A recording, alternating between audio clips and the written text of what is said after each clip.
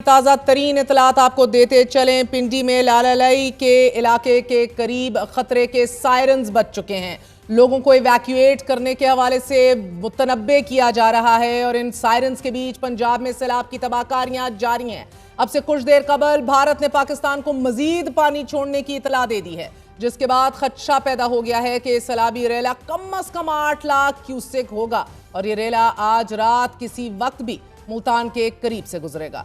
नाज़रीन, दूसरी तरफ जबकि दरियाए रावी पर वाक़े हेड आपके सदनाई के करीब हम पानी स्टोर करने की जो गुंजाइश है वो बताई जा रही है कि ख़त्म हो चुकी है और अब इसमें मज़ीद किसी जगह पे भी ब्रीच करनी पड़ सकती है।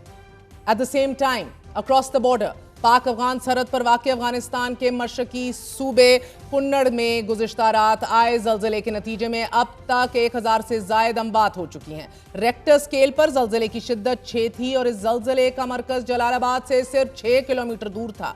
पहले ज़लज़ले के 20 मिनट बाद आने वाले पहले आफ्टर शॉक्स की शिद्दत रेक्टर स्केल पर 5.2 थी और इसकी गहराई 10 किलोमीटर थी, जबकि रात भर कम अज कम 5 आफ्टर शॉक्स मजीद आए।